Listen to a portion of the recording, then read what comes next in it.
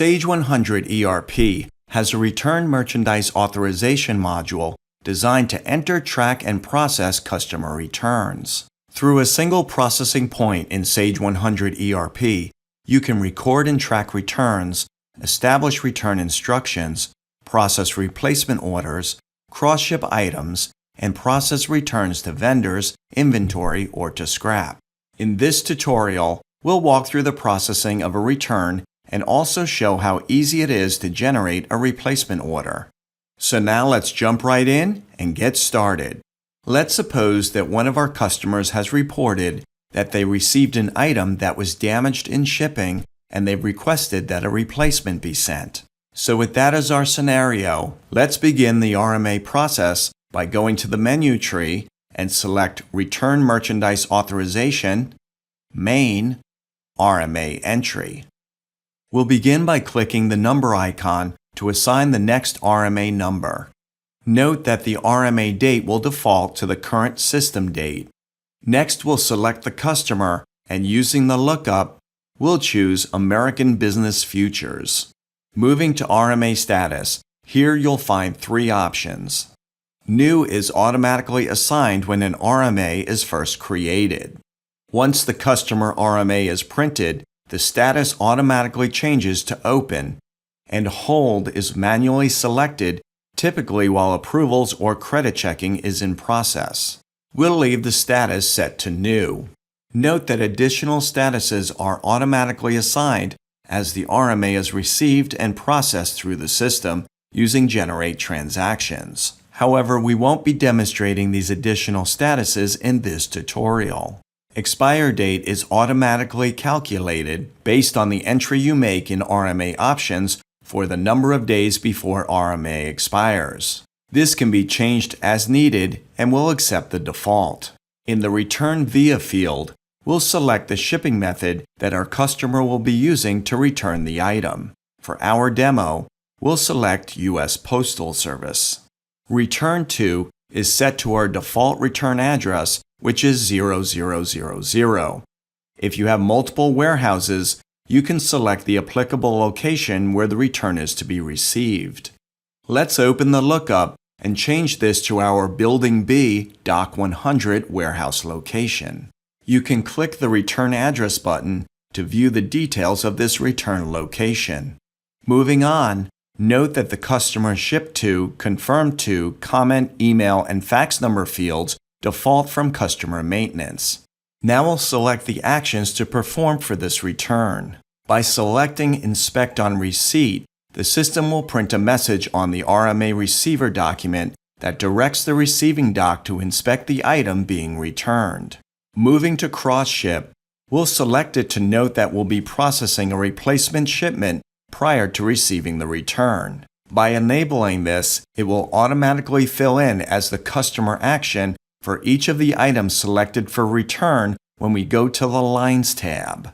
Apply Restock Charges is automatically selected based on our inventory setup options. Print Customer RMA is selected in order to print an RMA document that can be emailed, faxed, or mailed to the customer. Typically, the customer RMA document includes return shipment instructions. And finally, Print RMA Receiver is selected in order to print the receiving document. Now let's move to the Address tab. This displays the default Bill to and Ship to addresses from the customer record. Both may be changed as needed, but we'll assume that they're correct and move on to the Lines tab. Here we'll open the invoice number lookup to select the invoice that includes the item being returned. For demo purposes, we'll assume that it's the first one on the list. Here in the RMA item selection window, you'll find that the lines from the invoice are automatically displayed.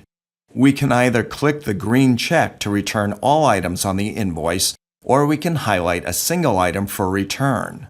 For our demo, we'll select the first one on the list as the damaged item that our customer is returning.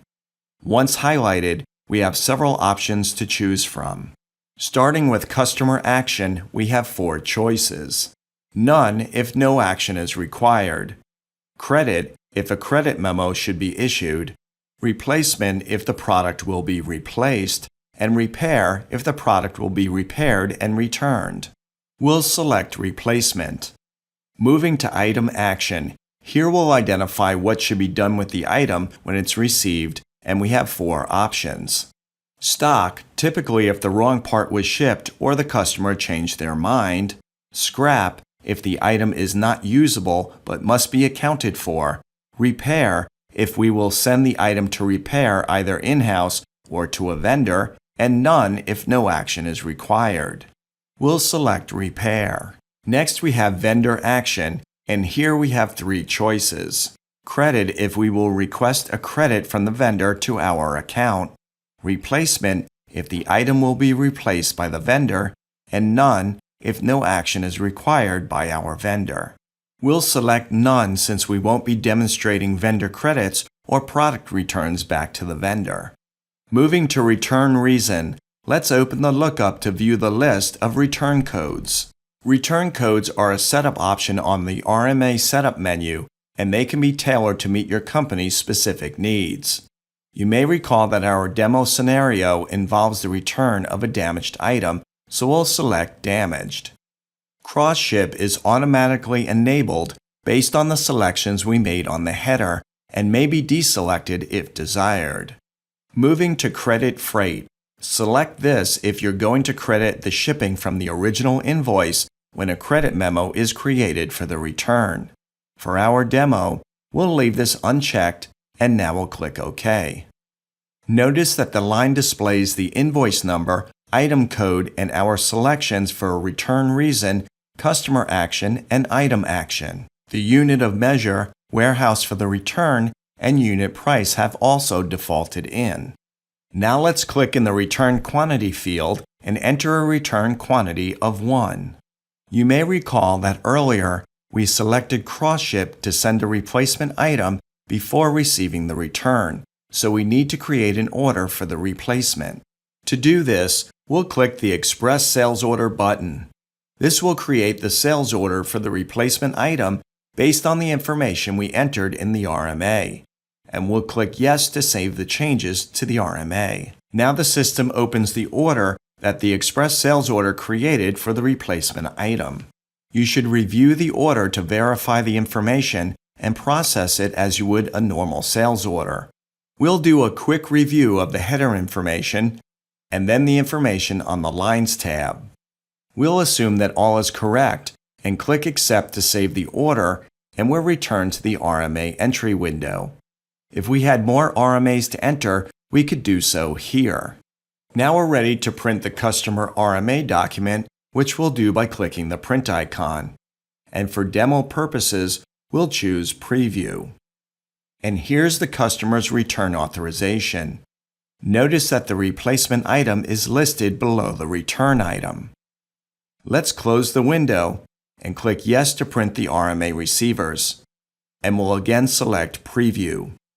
The RMA receiver document is typically handed off to the receiving dock so that they'll expect the return shipment. Further, in our example, it includes instructions for how the return is to be processed by the warehouse staff. Specifically, in our example, the message Inspect on Receipt is printed on the form. Also, space is provided for manual notations next to item action, return warehouse, lot number, and received quantity. Let's close the RMA receiver and reopen RMA entry to review the status of our RMA. Here we'll navigate to our RMA by hitting the arrow.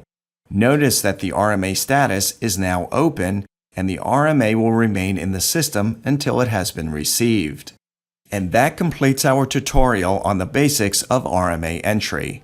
Give us a call if you need assistance with this or any other feature in your Sage 100 ERP system. Well, that's it for this tutorial. Bye for now.